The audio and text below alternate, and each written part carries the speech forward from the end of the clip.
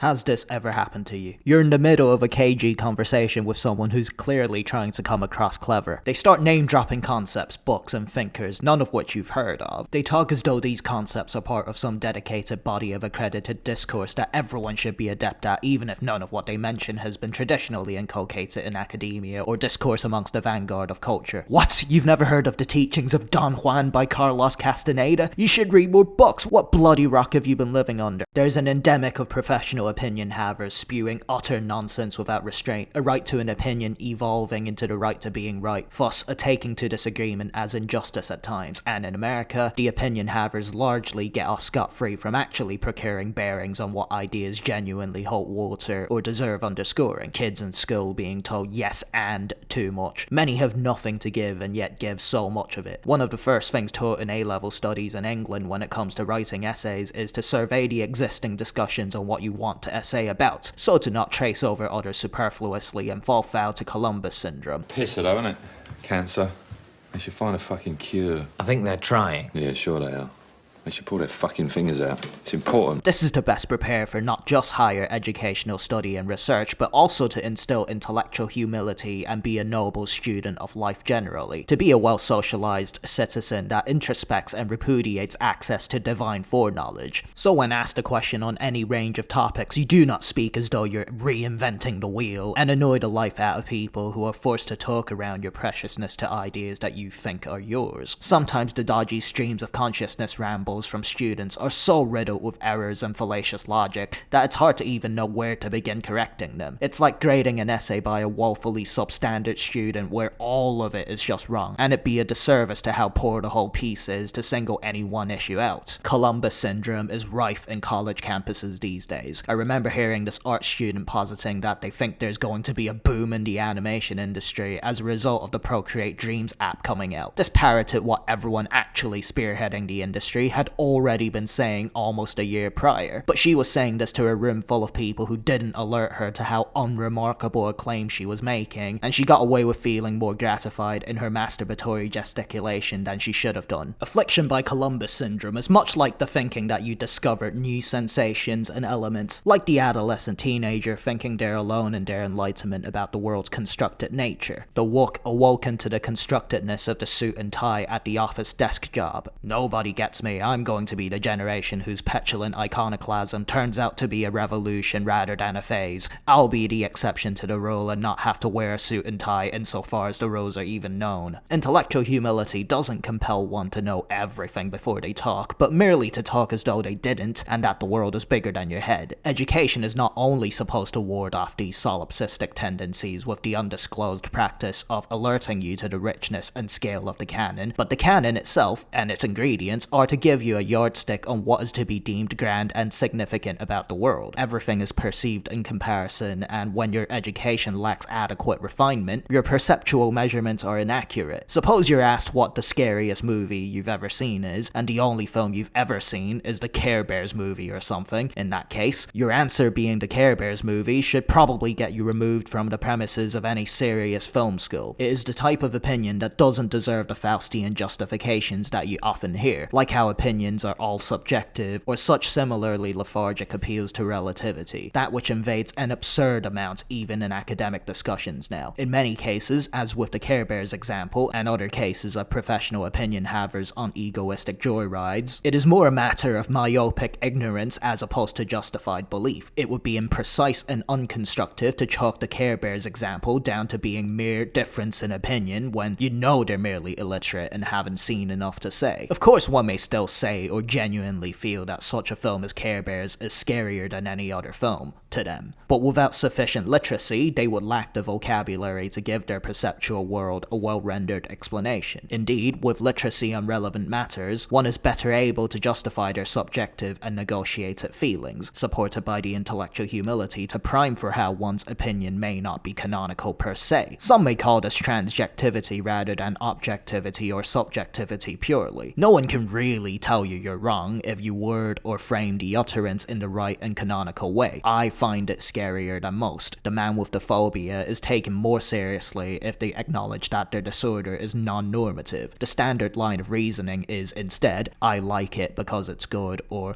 it's good because I like it. That which is purely emotivist and black holishly self-centered. Well, this sadly is the standard spreading even into academia these days, with the dismantling of what was once known as the canon, or with the unsophisticated post-structural assault on the ethics of a canon being an idea at all. In academia, the intellectually lethargic run amok, as do the petulant and deliberate iconoclasts, who survive beyond graduation without the requisite challenging of their positions, that which was once within the remit of the canon and the lecturers, now frequently shrugged off and powerless in the face of personalized iconography. No two syllabi or reading lists are totally alike at private universities in the West now, sustained in no insignificant degree by the amount of essays written by students citing sources from their own accord and being allowed to generate feces on grounds as shaky as having experienced it personally. We may refer to this as the postmodern turn in academia. It has facilitated and operated analogously with the postmodern condition in wider society, a widespread disheveling of traditional stalwarts in culture, the likes of religion, national pride, and even the media artifacts, have all been crippled in their binding mechanisms. Mass communication technologies have advanced into increasingly many-to-many transmissions, to the point where you simply can't just show up to work on a Monday morning to instigate small talk with icebreakers like asking if anyone has watched a game last weekend, as there are a far greater number of events or artifacts that the others may have been indulging in. Of course, any murmurings that a loss of faith or collective patriotism usually yields painfully predictable detractions referencing the excesses or distortions of such constructs. Be it the Crusades or the Holocaust, it's a retarding rhetorical tactic that sadly has to be catered to at the off chance of a hapless misreading or frequent strawmen. So I am not asking for a return to the grotesque Arcadia like many conservatives seem to be advocating for in their gestures towards the image of America as depicted in Cold War era commercials. It is merely to say that a loss of reliance on any such stalwarts has led to the current fractionation, to the point where art and music can no longer be relied upon as the discursive funnels that they once were. Where once music or sport were uniting forces that transcended the profane and political, a disliking of Taylor Swift now means a disliking of women, as chains of semiotic associations are increasingly mythologized. Art is no longer autonomous, or more accurately, we are incapable of treating anything to be autonomous or sacred any longer as a mass. The extreme cases include but are not limited to the readings of the ketogenic diet as a signifier for white supremacy,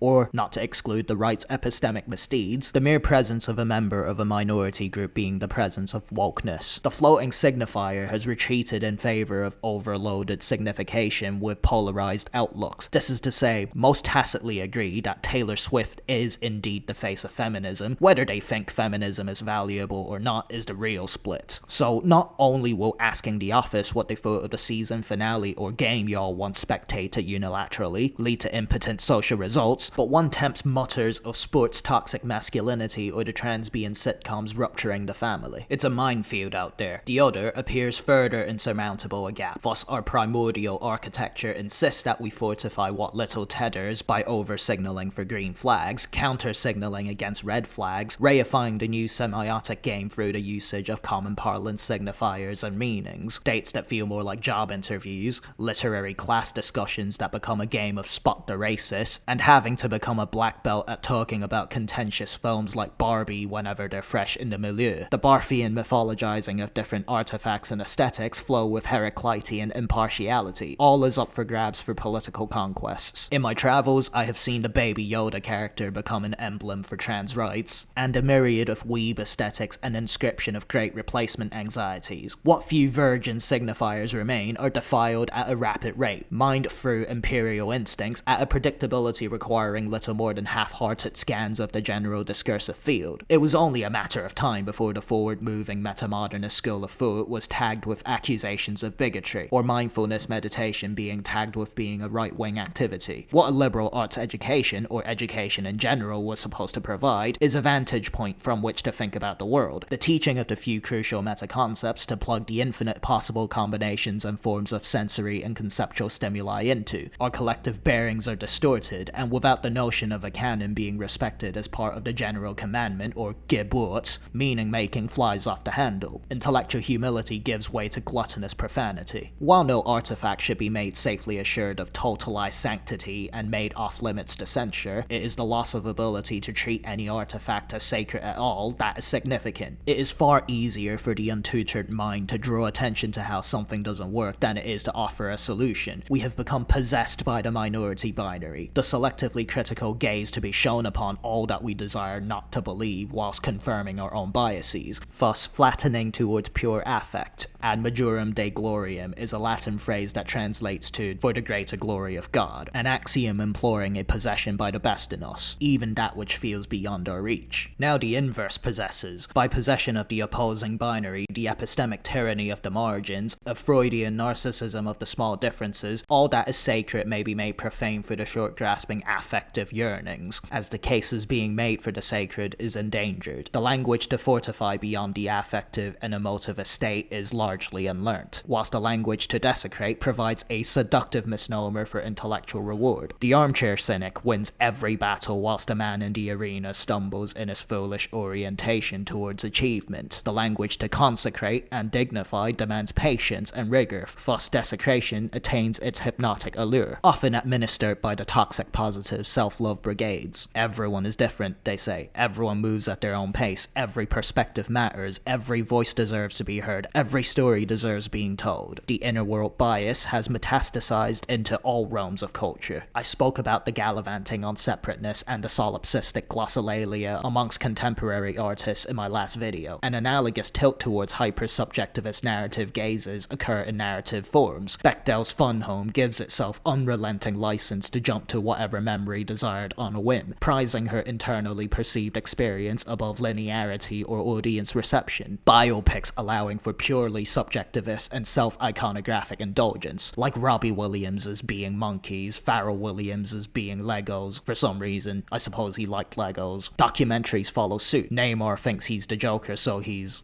the Joker. He identifies as the outsider rather than the mega-capitalist, thus the form indulges him. Pogba likes his anime and flashy rap aesthetic, so in come the facile ornamentation. So it's not just that everyone's story deserves being told, but they ought to be told exactly how the teller decides to tell it, even in intricately unnecessary, aesthetically gluttonous, if not outright pointless ways. I'm by no means saying that a return to puritanical genre perfection is in order, but the displacement of medium, genre, and all established norms for the reverse puritanical reduction to pure egoistic affect has undoubtedly led to a dumbing down of intellectual spaces and academia. I regularly see students indulge in the same atomized iconicizing habits as the aforementioned narrativizing in their work on campus, be it in the lurid student art films where every detail demands an explanation related to some personal traumatic event that the student thinks is the most interesting thing in the world. Ask me what it means! Ask me what it means! Purely baroque aesthetic and narrative decisions. I remember a girl making her professional presentation dinosaur-themed because she liked dinosaurs. I see this in students in character design classes that fuss over their characters' sexuality and favorite meals over actually drawing their characters in more than a single-shot deviant art frame. Conspicuously then, much of this laissez-faire aesthetic free-for-all freezes adults at the adolescent stage. Some even bring transition objects into university classes, dolls, toys, blankets, or other such items to clutch onto, that which was reserved for a much earlier stage in development at one point for children still adjusting to their parents being out of sight. Not surprisingly, this notion of the comfort character has become common in film discussions too. The main character drive is helped in no short supply by the endless amounts of socialites and celebrities famous for being famous, who are getting increasingly subjectively focalized treatment. Gnostic hagiographies. Molly May's recent breakup documentary, for instance, a model famous for merely being on Love Island, is given ample platform and catering to craft her version of the breakup event. Somehow she has loyal devotees reinforcing her vanity message and personhood. The American model of celebrity worship has begun infecting the rest of the world. Our fortification of celebrity and socialite headcanons fixes psychological development of these adults at a premature stage. It incentivizes its fixation, divulging itself in the wet wipey sentiments made when not getting one's way, and our affirming of their infantilism affirms our own right to infantilism. Comments making up the catalogue of celebration on a social media post, the yas queens and slays of the lexicon, review the narrative plaisir or bardic function that the individual Lacanian subjects seek. How Americans laud celebrities is a revelation of how they wish to be lauded themselves. The narratives they affirm are the narratives they wish to cohabit with. Their maintenance as a sacred object extends to our own stable ground to stand on. It is the malformed circuit that desires maintenance of our closeness to the divine. The Swifties, in their fortification of the Taylor Swift corporate machinations, ensure they maintain a space where they all get to be right about their exes and are believed in all their gesticulations. But parents must say no to their children sometimes, be it the literal or inward. Thus, the most significant blind spot in postmodern adjacent epistemology may be the denial of developmental stages in the overly abundant credence given to perspectivism. Postmodern adjacent skeptic rabbit holes therefore provide the general episteme's demand for narrative affirmation, further Foucaultian biopower justification for the masses, amplified by the ease of confirming biases and existing worldviews through academic jargon and literature from internet forages. So perhaps the justified fears of postmodern neo-Marxism infecting the masses with fragments of culture-devolving tendencies is at least as much an inverse channel where the masses seek scientism to affirm their own individual micropolitics, often neglecting what little constructive contextual frameworks the jargon and literature exists within for instrumental purposes. Laymen often neglect that Foucault, for instance, saw himself as working in the spirit of the Enlightenment and was getting around to a more constructive framework after his deconstructive enterprise, before running out of lifetime and dying, of course. Bad actors neglect that Fanon's conceptualization of violence in Revolutions was a lot more nuanced and specific to his geo-historical circumstances, so to use the name of a big thinker to justify their own desire for violence. This bottom-up relationship is rarely acknowledged in the culture war discussions on postmodernism, probably because it demands actually being in the academic setting and witnessing student behaviors closely, whilst also requiring the granting that such internal tenets as postmodernism, post-structuralism, and post-colonialism can all be gamed and fetishized for nefarious and self-servingly slavish impulses, treating ideas like intersectionality or Orientalism as anything besides their purest ethos on paper in academia is a massive taboo, and so their uncontextual fetishizing often goes unchallenged, let alone their dissemination beyond academia, where their fetishization occurs further dislodged from the stabilizing of a canonical education. The convenience of headcanon reification leading to both a fractionated individualism and retribalization was foreshadowed and trepidated by many thinkers throughout history. McLuhan in his predictions based on technological advancements, Jung in his description of a European disease based on widespread overemphasizing of ego and materialism, and of course the scriptural and spiritual warnings against forfeiting communal aspects of life was a constant theme across religions throughout history. The shared knowledge base has always mattered to the intelligentsia and those in power with the inherent inclining on how the world goes awry when the base ceases to matter. Alteration of the canon was thus a subject of utmost scrutiny. For example, English as a pursuit of study took centuries to be approved by the universities of Europe. On the more micro level, adding something to the canon may mean removing something to make room for it. The oft-used History of Art textbook from H.W. Jansen was revised and edited in its later editions by his son Anthony, to include more women and non-Western artists, seemingly a no-brainer considering how few were included in the earlier editions. Anthony pondered at length about which male artist was to be removed officially from their account of history to ensure the book doesn't get too long. A stress-inducing ordeal, no doubt, with their brand's particular etching of history being so influential. So how did the idea of a canon take such a battering in recent decades, to the point where university students are graduating on sparsely familial learnings that often do not overlap in crucial tenets at all, even when taking subjects in the same gene pool? After all, that was the whole point of the humanities or liberal arts, to conjoin seemingly disparate subjects as part of one wider focus on human culture. That's why general electives and certain mandatory classes and texts were required regardless of your foci at one stage. Let us unpack why there's such an impetus to deconstruct the notion of canonicity in the first place, even if it may seem obvious. An often misunderstood element of the canon is that its purpose is merely to ensure a culture sings from the same hymn sheet, that is, to be propagandized towards a shared collective identity, done namely through reinforcing the credibilities of the same hegemonic titans in art, culture, and science on arbitrary grounds, such as the English canon being filled up with cis-het white males because some aesthetically inappropriate choice was made by the matrices of power, not dissimilarly to a lie being told 1,000 times becoming reality. Thus, along this line of reasoning,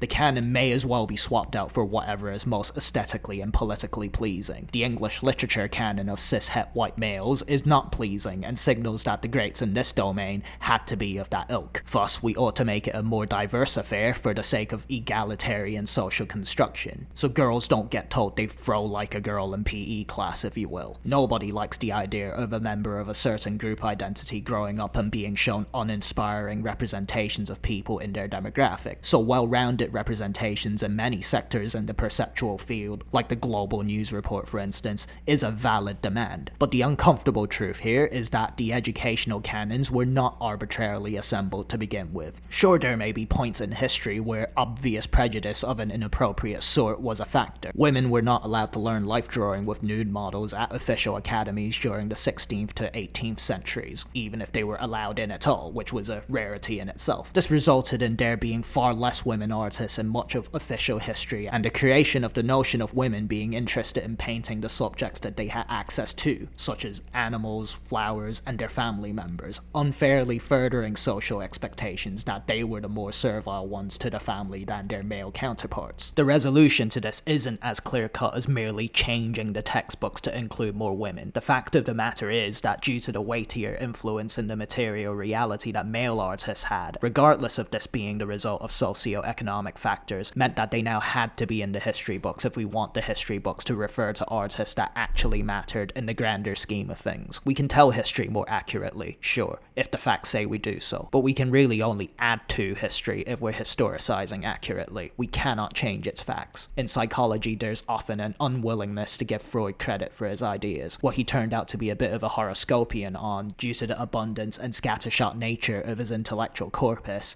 has made people uncomfortable to the point where they would put a negative spin on even the things he got right, and a positive spin on the similar things that female psychoanalysts got wrong, just to ensure some women are in the canonical mix and coddled when they are. It may be deemed unfortunate, but white men like Freud established central components to psychology, like the unconscious, and he can't be scrubbed out of the textbooks for convenience. If we really wish for aesthetically pleasing textbooks on metrics like gender and race, then people in your preferred gender and race groups will have to be genuinely significant enough to be added into the textbooks now, if you really wish to boil judgment down to such things. The research justice advocated for by the likes of Sarah Ahmed is neither ethical or viable. This is where the citations of non-privileged groups like black trans females, for example, would be forwarded, whereas white male citations would not. There's a practice of citing minority members' names in academic writing when they relayed an idea from someone further up the intersectional ladder. Black feminist scholar Christy Dotson cites Gayatri Spivak in the reference to epistemic violence when Spivak relied heavily on Foucault. Foucault is himself omitted altogether. This practice is sincerely done on the grounds that citing Foucault, a white European, would not advance the preferred form of politics as someone even further down the intersectional ladder. A gumption for grounding more soothing social constructionism is preferred. Even Foucault, outspoken homosexual, is considered too hegemonically privileged in these extreme cases of erasure. This umbrage with the truth assumes that members of minority groups can only succeed if they see people like themselves that have succeeded, which is a fairly essentialist assumption as it assumes members of minority groups not only require such noble lies, but that it ought to arrive in the form of people in their groups, rather than their status as individuals capable of abstracting wisdom from anyone, even those who are different to them on immutable traits. Such immutable traits were not the sole reason why Shakespeare or Milton likewise entered the canon, but there were purer achievements within their works that singled them out from the rest. So perhaps we should encourage lateral thinking so that an artifact's use can be mined for regardless of such semiotic associations. These days, the standard practice when Shakespeare or Milton is engaged with at all is in their desecration. It's much easier to receive funding for research, queering their place in the canon and breaking down their follies from a sanctimonious vantage point, proving how racist or sexist they were rather than gleaning them for use due to their historic influence, that is, to understand where we came came from. Understanding their influence ought to aid in wielding influence today, but we have incentivized their iconoclastic destruction at a time when stability and identity is implicitly sought for by all. Identity emerges from continuous judgment. Identities seem more valid when they are consistent as a result. In the fundamental attribution error in psychology, we often grant ourselves leeway to discontinuity whilst assuming others to being fixed entities. Furthermore, the Lacanian subject assumes object permanence of external subjects. We assume others to be objects because we only see them show up to work, while we know ourselves to be unstable because our head tells us to stay in bed and skive throughout our getting ready to go to work ourselves. The individual's consistent thread is the fulcrum of their identity. We fear consistency's judgment, thus we game our instability through linguistic appeals to authenticity as identity, or other such metatextual sleight of hand moves on the impossibility of stability. Conversely, we apprehend the external for their foibles. Freud the sexist, Shakespeare the racist European. The beautiful has to be ugly. We desecrate the sacred to feel less ugly ourselves. We fear failure and crave consistency at once, so we deprive ourselves of effort through the embrace of consistent failure. It is a misnomer for true identity, and the mental health crisis and social malaise are telltale signs of this ultimate failure of inertia's providing of happiness. This occurs both at the individual and collective level. I once went out for drinks with a prospective friend. I thought we had bonded over some of the personal stories we told each other over the course of the evening. I spoke to them the next day, and they reviewed that they had forgotten nearly everything that was said that night. The relationship I thought we had did not exist at all, because it was not granted continuity. Many friendships and lived experiences operate on this level of meaninglessness, chalked down to mere vibes from transient moment to transient moment. This flattening depresses life. Thanksgiving and other inversion holidays feel less meaningful as a feast if you indulge gluttonously on a daily basis. Halloween is just another day if you spend all your days in cosplay. The specialness of each encounter is hollowed out. This depression thereby scales up to our collective community, where the lack of community through understanding the canon breeds precisely the disconnected, interconnected age we now inhabit. Art's traditional mandate to be beautiful once consoled the tragic and disenfranchised. Through the eloquent descriptions in modernist literature of those who suffered through world wars, it gives the personhood of the suffering appropriate gravitas and implores we return to beauty for their redemption. Thus, the gleaning of past artifacts for their beauty not only rescues the best of our past, but also aids in attaining a better future, to understand what worked and what to keep. Correspondingly, to be historically literate is to be the conduit of greater poetry and art, as T.S. Eliot wrote in Tradition and the Individual Talent. The ancient Greeks had this idea of paideia, referring to the importance of education and amalgamating the concept of upbringing in literally the raising of a child. That to be educated is intrinsically aligned with growing up and developing into a true individual. In our interconnected and global village, one assumes such education is as important as ever, so to coexist harmoniously amongst the expanded range of groups we come into contact with. The Greeks, like Plato and Aristotle, understood that continuity is true identity. To truly grow up and be an individual, we have to understand where we came from. Yes, there are many imperfections, but the best way to facilitate continuity with mindfulness to the here and now is to truly understand our canon, to reap the old for treasure, to rescue it and our father for wisdom, to discover boons to impart for the village in the future,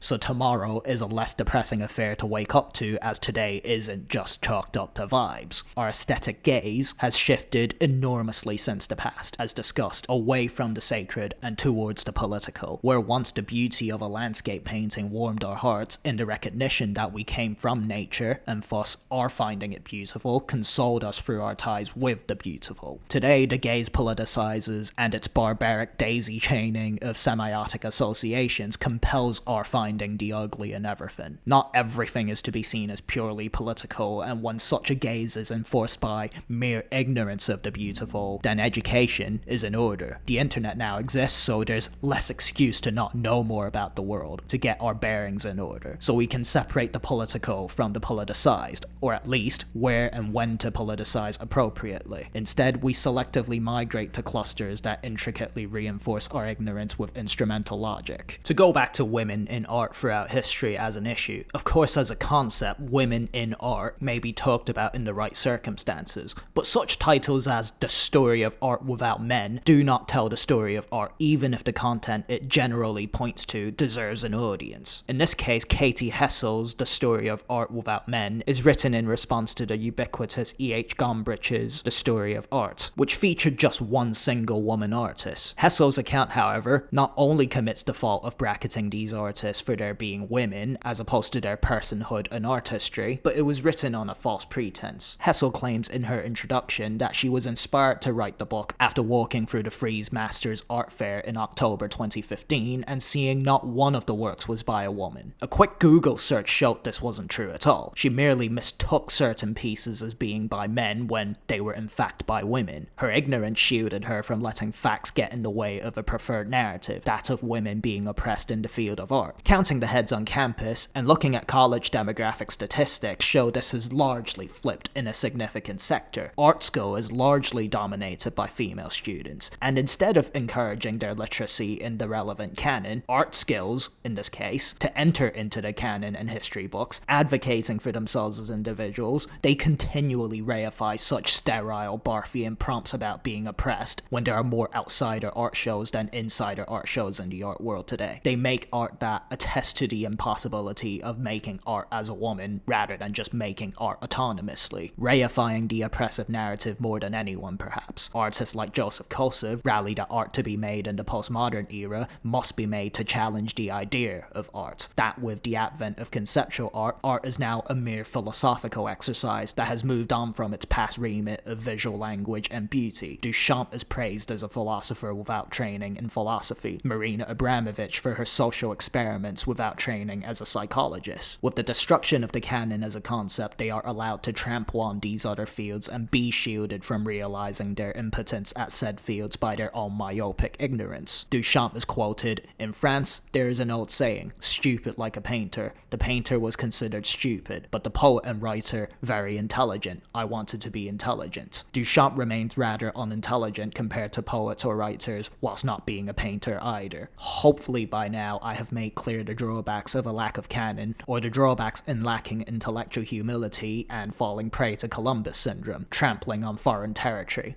We may never have a fixed canon of agreed upon artifacts to be used for instruction, but we can at least agree on the macro truism that the past is important, that who we are matters, and that we have a duty to remember who we are. Our lack of examination or respect for the past opens us up to denigration by the future. But besides that, the major maxim here should perhaps be the importance of learning to see the essence of artifacts again. I'm sure you're familiar with this quote attributed to Socrates, that strong minds discuss ideas, average minds discuss events, weak minds discuss people. I see many students lacking in lateral thinking and the ability to extrapolate for the purer epheia of matters, due to this constant conditioning for sterile, prompt-filling desecration, playing the game of spot the racist. It expands into the aforementioned lack of social cohesion in public spaces where verbal one-way traffic flow parallel and simultaneously. Perhaps we may all have seen different shows or movies, but with essence thinking, we can still talk about the same things.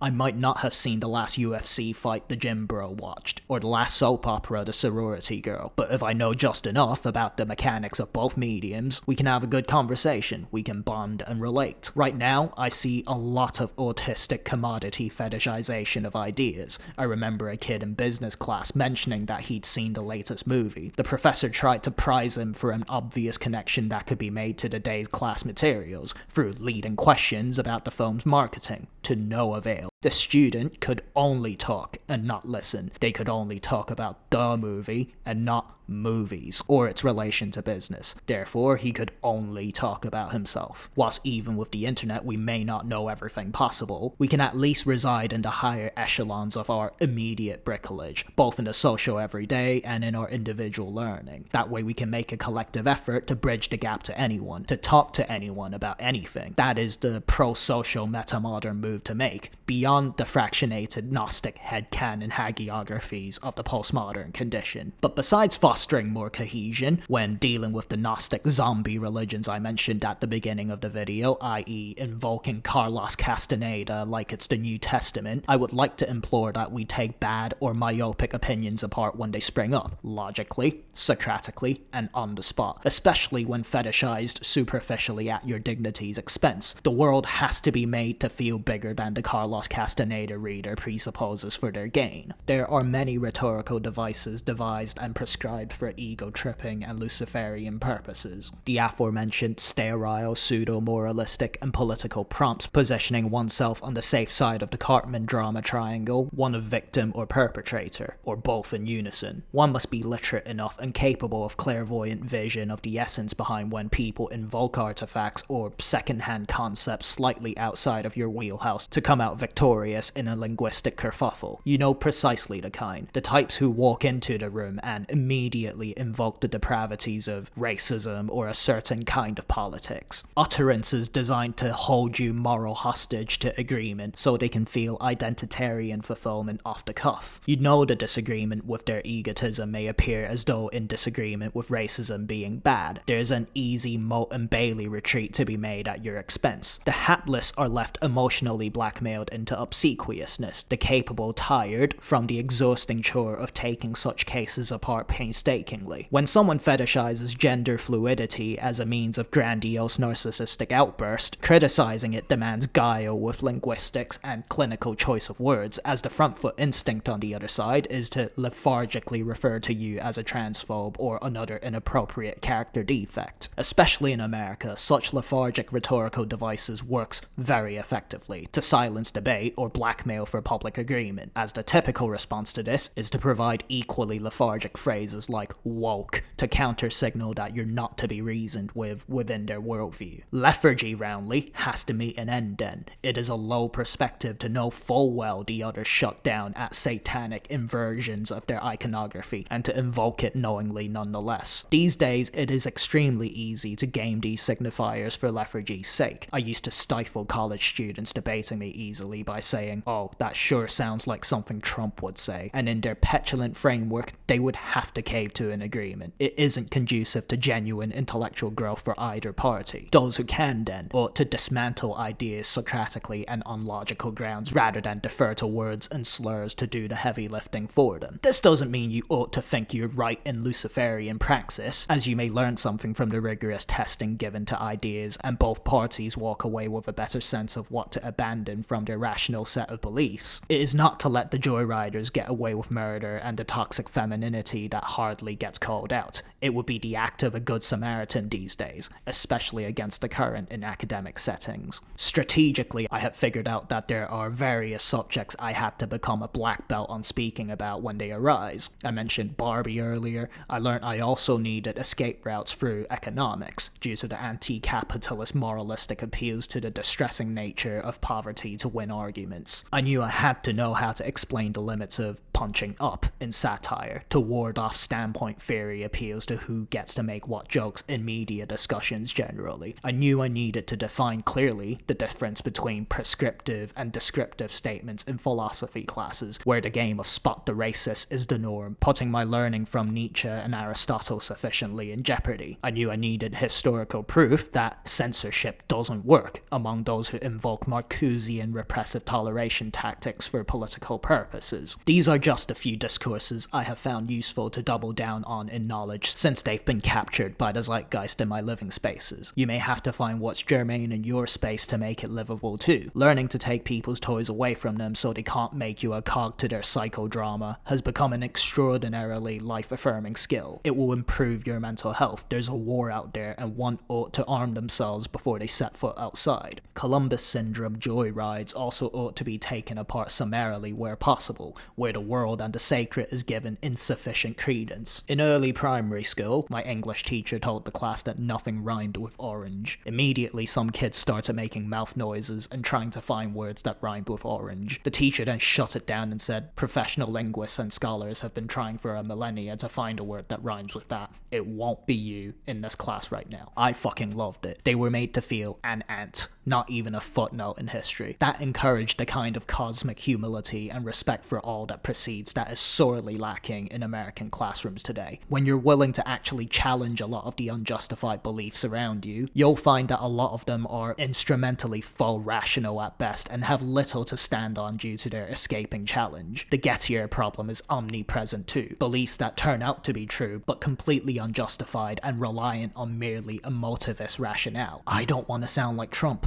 as foretold, or the piranha-like eagerness to call J.K. Rowling a transphobe without knowing what she said or did at all. You might think, what's wrong if someone happens to be right even if their working out is entirely wrong? Well, many such moralistic stances are predicated on their actions being different if the shoe was on the other foot. If I was Rowling, I wouldn't be a transphobe. If I were rich, I'd have given it away and not have oppressed anyone. When your working out is all wrong, then you do your own side a disservice, and oftentimes, when the shoe is on the other foot, the same acts of tyranny result. I know this firsthand as someone who's ethnically Chinese, and having heard what my extensive family had to deal with in communist China, where the left have been allowed to play out their head drama free of showing their working out, such as instrumental reasoning on the necessity of violence in the short term to aid us in the long term. Violence still occurs today, after they had their way, thanks in no small part to this reasoning going unchallenged. I think it's also the case that if you actually had justified reasoning, you need only to point to it rather than defer to rhetorical devices. Such deferrals show to me that it's the best reasoning they have. The ubiquity of such faulty reasoning demonstrates that there's no greater currency today than having justified knowledge that you can eloquently espouse. Walking into the room with eloquence and evident personhood as a result of being able to back up your points well, and also carrying a big stick and being willing to take apart their spurious claims, will make you the envy of the town. It will make you at least feared, if not respected. There's a plethora of bluffers these days, getting to be right, even when it's in expressing your mere opinion on a movie or song,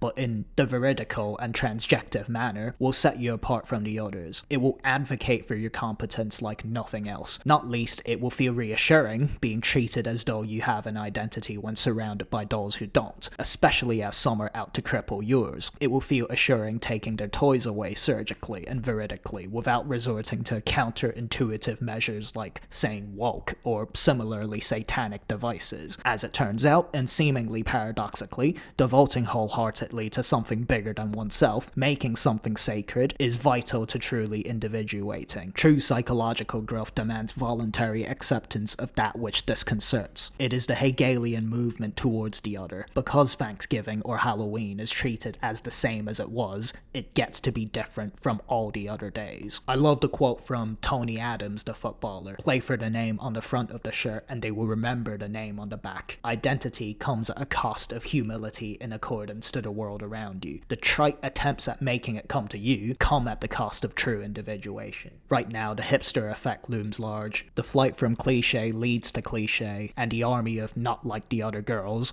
march on in spectacular unison. This isn't to say that I or anyone can ever feel perfect. The Dunning-Kruger plateau of sustainability may only be the next peak of ignorant stupidity. I myself am no doubt stumbling upon pitfalls unbeknownst to me, but certain essences remain consistent in the overall zigzagging trajectory upwards, and it is at least obvious that bogus ideas and bad actors who you know haven't got a clue and are high on their own Luciferian fumes at your expense ought being shut down. I at least know that bullies should be put in their place, and that I should lift weights and do jujitsu to defend myself if I get beaten up. The same goes for the domain of communication. We must lift weights with our brains too. When dealing with the sheepish NPC merely blackmailed into reifying the same language games, it's best to be future-proofed and allow room for forgiveness. Much like how you must allow room for your own growth when categorically proven wrong. Many of my allies today are people who have once been brainwashed and turned back to the light through our mutual and plural discourse. As for others, those who are overtly toxic feminine, they get away with it so much that it's high time they get put in their place, so they're made to look as foolish as the meta-concepts they reify deserve. Those in the room who who hear it may make the allies that you gain that are worth their weight in gold. There's a war out there. You must arm yourself. You must be powerful and seek the essence. These days, Thomas Hobbes' aphorism that knowledge is power has never been truer. Otherwise, we deal ourselves a death blow through the false dawn provided by ignorance. So pick up a book, lift your damn weights, and dump the teachings of Don Juan while you're at it.